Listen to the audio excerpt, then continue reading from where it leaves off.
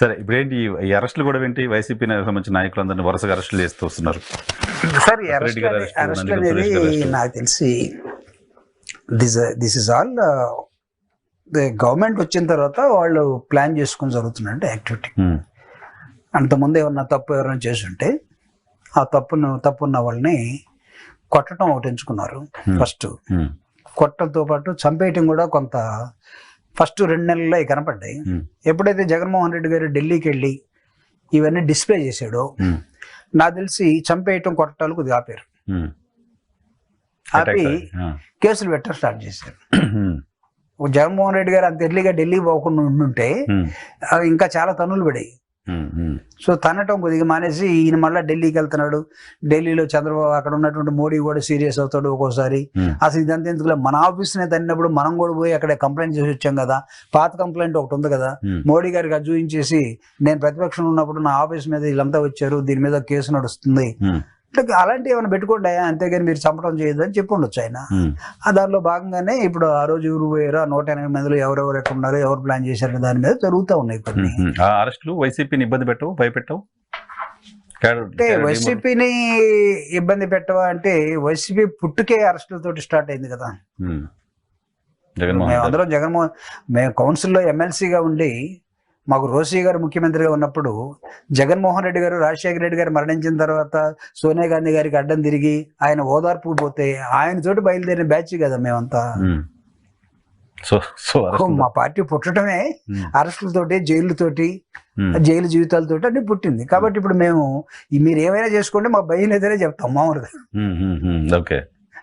భయం ఎదురే చెప్తాం. సో ఈ అరెస్టుల్ని ఇది కోర్టులో ఉంది కాబట్టి నేను కూడా పెద్దగా అంటే జనరల్గా ఈ అరెస్టులు ఒకవేళ జరిగినటువంటి అఫెన్స్ గురించి నిజంగా ఉన్న వాళ్ళనే మీరు ఏమైనా చేయగలిగితే చేసుకోవచ్చు. లేని వాళ్ళని వాడు కుట్ర పన్నాడు, ఇదే రామనగర్ కుట్ర కేసే సార్, లేకపోతే ఏమన్నా మన ఢిల్లీ ప్రొఫెసర్ సాయిబాబా గారి మీద జరిగినటువంటి ఆ జడ్జి ఏం చెప్పాడు తెలుసు కదా, సాయిబాబా హ్యాండిక్యాప్డ్, పోలియో ఉంది, అతను ఎక్కడ కదలలేడు, వీల్ చైర్ మీద ఉన్నాడంటే no no no no is very dangerous. ఎవరు జడ్జి, హౌ ఈజ్ డేంజరస్ అనే ఇతను లాయర్ అడిగితే he has got a brain అన్నాడంట. ఒక జడ్జి ఏమో వాడు బ్రెయిన్ ఉంది కాబట్టి వాడు చాలా డేంజరస్ అన్నాడు. ఇంకొక రైటర్ ఏమో, జర్నలిస్ట్ ఏమో అక్కడ బ్రెయిన్ లేదు బురద ఉందని చెప్తున్నాడు. ఏంటి సార్ ఇవి, ఇట్నేమనాలి అసలు? మీరు చూసారా జ్యోతి? చూసాను. జగన్ బుర్రంతా బురదే. సరే, మీరు అరెస్టులతోటే స్టార్ట్ అయింది, అరెస్టులతో స్టార్ట్ అయిన పార్టీ ఇటు భయపడదు, జైలు వీటితోటే. ఆయనతో పాటు అరెస్ట్ అయ్యి ఆయనతో పాటు జైలు జీవితం గడిపిన వాళ్ళు ఇప్పుడు ఆయన వదిలేసిపోతున్నారు. మోపిదేవి వెంకటరమణ గారు ఎగ్జాంపుల్. అంటే ఇక్కడ మనం ఇవన్నీ కూడా పర్సనల్ ఎక్స్పీరియన్సెస్గా, ఎందుకంటే వాల్యూస్ అనేవి ఒక పొలిటీషియన్ ఎక్కడి దాకా తీసుకెళ్తాడు అనేదాన్ని మనం this is not the time to measure, ఏమి పెట్టి మెజర్ చేయలేనటువంటి పరిస్థితుల్లో ఉన్నాం మనం. గుల్జర్లాల్ నందా ప్రైమ్ మినిస్టర్గా ఉండి ఒక చెత్త బట్టలుగా తీసుకుని ఇల్లు లేకుండా రెంట్ హౌస్లో ఉండి ఆ దశలో లేవు మనం. లేకపోతే ఒక ఆదర్శంగా ఉన్న జవహర్లాల్ నెహ్రూ పుల్లు కోటేసుకొని కాశ్మీరీ పండిట్ లాగా ప్రధానమంత్రి అంటే ఒక గులాబీ పువ్వు పట్టుకొని November 14th నాడు చిల్డ్రన్స్ డే నడుపుకోవడానికి ఆ విధంగా కూడా లేము.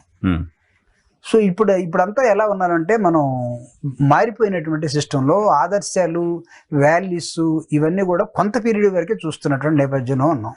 మీరు అడిగినటువంటి మోపిదేవి రమణ గారు యాక్చువల్గా జగన్మోహన్ రెడ్డి గారు, ఈసారి రెడ్డి గారు జైల్లో ఉన్నప్పుడు మోపిదేవి రమణ గారు కూడా అక్కడే ఉన్నారు. ఉన్నారు. తర్వాత బయటకు వచ్చాడు, వీళ్ళిద్దరికన్నా ఆయన ముందు బయటకు వచ్చాడు.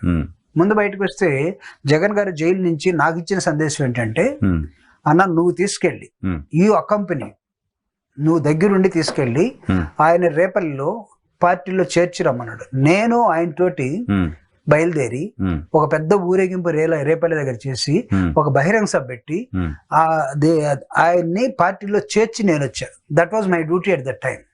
ఉమారెడ్డి వెంకటేశ్వర గారు కూడా వైసీపీలోకి వస్తూ ఉంటే నేను ఆయన ఇక్కడ నుంచి ట్రైన్లో సిటీ ఎర్లీ మార్నింగ్ వెళ్ళే నాన్ స్టాప్ ఎక్స్ప్రెస్ ఒకటి ఉంటుంది, దాన్ని ఏం పిలుస్తారు, బాపట్లలో దిగి ఆయన కూడా బహిరంగ సభ పెట్టి జగన్మోహన్ రెడ్డి గారి ఆదేశాల మేరకు ఆయన కూడా పార్టీలో చేర్చి నేను వచ్చాను.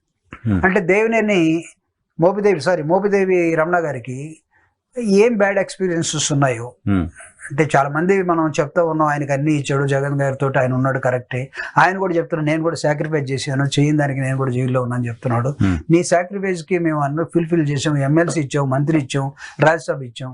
But what may now to go to the other side?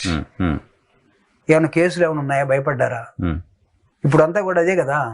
ఎరా ఏంటంటే కేసు ఉంటుంది సార్, బిజినెస్ మెన్ అంటే ఏదో కేసులు అంటే మనకి లోపల ఏమున్నాయి, వాళ్ళ బ్రదర్ చేసే బిజినెస్ లన్నీ ఈయనకి అంటగట్టే ఏదో సంథింగ్ లైక్, నేను లోకల్ గా ఏం జరిగిందో లోపల ఇంటర్నల్ గా ఏం జరిగిందో కూడా ఇక్కడ I think I'm not the right person to say. ఎందుకంటే నాకు కొన్ని వాస్తవాలు తెలియదు, ఇంతవరకు తెలుసు నాకు. ఎందుకు వెళ్ళాడంటే అందుకే నేను ముందు చెప్పింది, చివరిదాకా ఏ వ్యక్తి ఎవరితోటి ఉంటాడో అనేది మనం చెప్పలేదు. ఆయన వెళ్ళారు, బీదమస్తాన్ గారు వెళ్తున్నారు, 4-5 ఎమ్మెల్సీలు రాజీనామా చేశారు. అంటే జగన్మోహన్ రెడ్డి గారు ముఖ్యమంత్రిగా ఉన్నప్పుడు ఒక స్లోగన్ ఇచ్చాడు, పేదల పక్షాన నేను, పెత్తందారుల పక్షాన వారు. ఇక్కడ పేదలు ఎవరు, పెత్తందారులు ఎవరు? ఈ ప్రశ్న రైజ్ అయింది. మా పార్టీలోనే అక్కడ ఉన్నటువంటి గ్రామంలో ఉన్నటువంటి ఒక వ్యక్తి, రెడ్డికి సంబంధించినటువంటి, ఇంతెందుకు నా నియోజకవర్గం కొండేపి నియోజకవర్గంలో నన్ను ఎక్కడైతే ఓడించబడ్డానో, నేను ఓడిపోలేదు, కాన్స్పిరసీ మీకు కూడా తెలుసు, ఓడించబడ్డాను. అక్కడ నిడమనూరు అని, ముసోడి నిడమనూరు ఒక రమణారెడ్డి అని ఒక అతను ఉన్నాడు, మంచి కార్యకర్త. ఆయన నన్ను ఒక మాట అడిగాడు, ఏమయ్యా పొద్దుగూకులు మేము పొలాల్లో పనిచేసుకుని ఏదో పొలం మీద 10 రూపాయలు ఇస్తే పార్టీ కోసం ఖర్చు పెడితే మమ్మల్ని లేకపోయి పెత్తందారులు కట్టేశారు. ఆయన అన్న మాట నాకు కూడా వచ్చేసింది, పెత్తందారులు, మేము పెత్తందారులమా? పేదోడు ఎవడు అంటే పేదోడు వాడికి నాకు తగాద పెడుతున్నారు మీరు. వాడు మన పార్టీ వాడిని నేనేదో దగ్గరుండి 10 రూపాయలు ఖర్చు పెట్టుకుని జాగ్రత్తగా తీసుకుని వస్తా ఉన్నా. మా ఇద్దరికి తేడా లేదు. మీరేం చెప్తున్నారంటే వాడినేమో పేదోడు అన్నారు, నన్నేమో పెత్తందారులు అన్నాడు, నన్ను డిఫరెంట్ గా చూస్తున్నాడు, నేను ఈ పార్టీ కోసం కదా పనిచేయటం అని అన్నాడు. దాన్ని నేనే సమాధానం చెప్పాలి?